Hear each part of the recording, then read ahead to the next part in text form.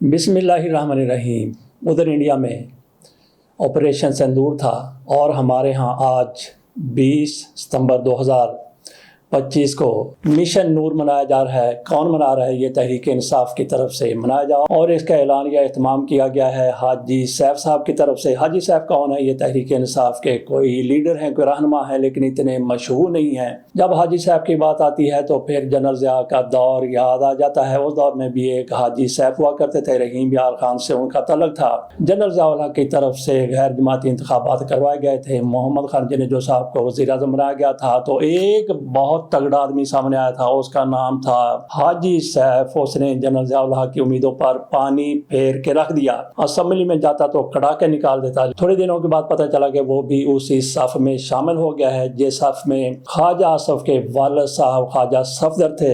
Mission नूर को मनाने की जरूरत पेश आ गई। इनकी तरफ से कहा जाता है जो ये आज मिशन नूर शुरू कर रहे हैं, आज रात 9 बजे इनकी तरफ से अज़ानें दी जाएंगी। पाकिस्तान में बल्कि दुनिया भर में जहाँ कहीं भी इनके हामी मौजूद हैं, वो आज रात को 9 बजे अज़ानें देने का सिलसिला शुरू करेंगे। तो इनके मुखालफिन की तरफ से इस पर कहा जा रहा है कि देखें ये कोई टाइम है, ईशा का वक्त तो पाकिस्तान में 7:45 बजे या 7:30 बजे है और इन लोगों की तरफ रात 9 बजे अज़ानें दी जा रही हैं। तो जब मुसीबत आ जाए, जब कोई फंसा हुआ, जैसा कि कोरोना आया था, तो उस दौर में भी उन दिनों भी अज़ानें दी जाती थी और नहीं देखा जाता था कि दिन है, रात का कौन सा टाइम है। बहरहाल तहरीक इंसाफ की तरफ से इमरान खान की रिहाई की दुआ के लिए या जो भी उनकी रिहाई की ख्वाहिश के लिए आज मिशन नूर मनाया जा रहा है। रात के 10 बजे इनकी तरफ से चरागां किया जाएगा। किस तरह से चरागां किया जाएगा? चंद रोज कबल तहरीक इंसाफ ने एक जुलूस निकाला था जिसमें हर बंदे के हाथ पर एक दिया रखा हुआ था। उस जुलूस को नाम दिया गया था दिया बदस्ते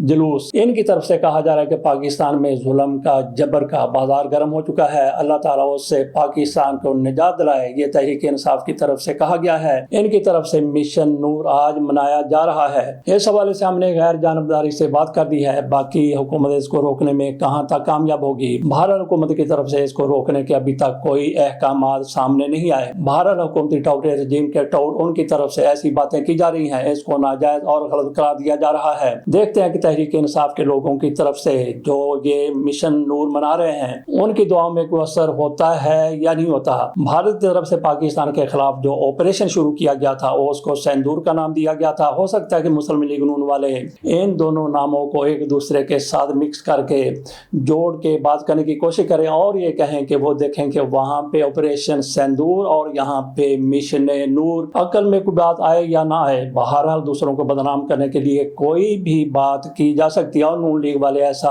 अमूमन करते ही रहते हैं। बाकी मिशन नूर अगर कामयाब हो जाता है तो फिर ये लोग आज जो दिए उठा रहे हैं, जिनकी तरफ से आज अज़ानें दी जा रही हैं, तो फिर ये एक जश्न में मनाए गए। जब जश्न की बात आई तो मुझे याद आ गया कि शहबाज शरीफ साहब, जिन्होंने सऊदी अरब में साथ फील्ड मार्शल साहब को ले जाके एक बहुत बड़ा मुआहदा किया है, तो ये कहा गया है कि शहबाज शरीफ साहब ने वहीं से पैगाम भेजा शहबाज शरीफ ने, और ये पैगाम किसने दुनिया के सामने रखा, पाकिस्तानियों के सामने रखा कि शहबाज शरीफ का ये पैगाम आया है कि चरागां कर दो। क्या कर दो?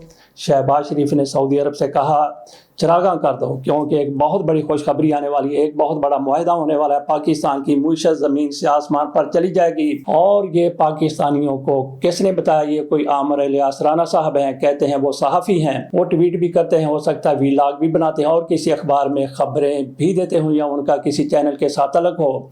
उन्होंने चुक के रखा और उसी तरह से जिस तरह से उन्होंने चुक के रखा, इसी तरह से आसमा शराजी साहिबा की तरफ से भी उठा के रखा गया है, चुक के रखा गया है। इस खबर को ऊपर तक पहुंचा दिया गया है। इनकी तरफ से कहा गया कि शहबाज शरीफ साहब ने देखे कितना बड़ा मुआहदा किया है, पाकिस्तान की मुईशत देख लेना कि कैसे उरूज तक पहुंच जाती है। साथ इनकी तरफ से कहा गया आमिर इलियास राना साहब की तरफ से कि ICFC के बारे में बातें की जा रही थी। अब देख रहे हैं कि पाकिस्तान किस तरह से, पाकिस्तान की मुईशत किस तरह से अरूज बाला तक चली जाएगी। इन्होंने बहुत माशाल्लाह से इस काम को उठा के रखा है आमिर इलियास राना साहब ने। बात हम कर रहे थे शहबाज शरीफ की तरफ से, वहां से कहा गया कि चरागां कर दो। इस्लामाबाद में चरागां कर दिया गया, इस्लामाबाद में झंडे लगा दिए गए, इस्लामाबाद में झंडियां लगा दी गई, इस्लामाबाद में चरागां कर दिया गया, इस्लामाबाद में कुंभ में लगा दिए गए और भी जो कुछ हो सकता था। इस्लामाबाद को जिस तरह से सजाया जाना चाहिए था उसी तरह से सजा के रख दिया गया। मुझे याद आ गया कि अख्तर अली मुंगा साहब की तरफ से एक मरतबा बताया गया था, वो मुस्लिम लीग नून के بہت قریب ہوا کرتے تھے میاں نواز شریف کے بھی اور میاں شہباز شریف صاحب کے بھی. انہوں نے کہا کہ جس روز فیصلہ آنا تھا اس سے ایک رات پہلے. کون سا فیصلہ؟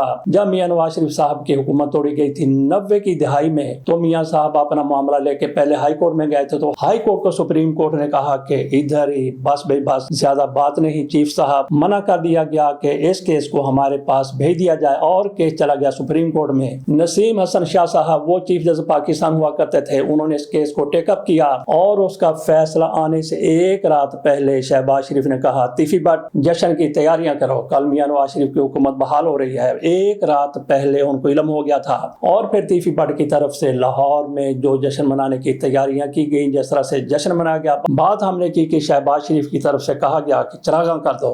اور اس سے پہلے انہوں نے کئی دہائیاں پہلے کہا تھا کہ تیفی بٹ جشن کی تیاریاں کر لو کیونکہ کل میاں نواز شریف کی حکومت بحال ہونے والی ہے. یہ بات ہو گئی دیا بدستہ جلوس، اور اس کے ساتھ ساتھ مشن نور کے حوالے سے، شہباز شریف صاحب کے حوالے سے بھی ہم نے بات کر لی ہے. اگلی خبر کی طرف چلتے ہیں. معاہدہ، جس معاہدے پر پاکستان میں بڑی خوشی کا اظہار کیا جا رہا ہے. ہو سکتا ہے کہ یہ معاہدہ، یہ اقدام آئندہ چل کے اسرائیل کو تسلیم کرنے کا باعث بن جائے. وہ کس طرح سے؟ کیونکہ پہلے بھی پاکستان پر زور دیا جا رہا تھا کہ اسرائیل کو تسلیم کر لیا جائے، اور کچھ عرب ممالک کی طرف سے اسرائیل کو تسلیم بھی کیا گیا تھا. اور آج اس طرح سے سعودی عرب اور پاکستان کے مابین معاہدہ ہوا ہے. معاہدہ اس لیے ہوا ہے گو کہ یہ کہا گیا ہے ہمارے وزراء کی طرف سے، ہمارے ڈپٹی وزیر اعظم کی طرف سے، کہ یہ فوری طور پر جلد باز میں معاہدہ نہیں ہوا، بلکہ کئی مہینے کی، ایک عرصے کی اس میں محنت شامل ہے. اس میں ایک عرصے سے پس منظر میں بہت کچھ ہو رہا تھا اور اچانک سے معاہدہ نہیں ہوا. بالکل اس میں شک نہیں ہے کہ اچانک سے معاہدہ نہیں ہوا. لیکن جیسے ہی اسرائیل کی طرف سے قطر پر حملہ کیا گیا، اس سے پہلے بھی اسرائیل نے کئی اسلامی ممالک پر حملہ کیا تھا، تو اگلا حملہ ہو سکتا ہے کہ سعودی عرب پر بھی ہو جاتا. تو اس کی ریمیڈی کے لیے، اس کے تدارک کے لیے، اس میں رکاوٹ ڈالنے کے لیے سعودی عرب کی طرف سے پاکستان کے ساتھ پھر یہ معاہدہ ہو گیا. بڑا زبردست معاہدہ ہے. پاکستان کی معیشت آسمان پر ہو سکتا ہے کہ چلی جائے، جیسا کہ کچھ لوگوں کی طرف سے یہاں پہ کام اٹھا کے رکھا گیا ہے.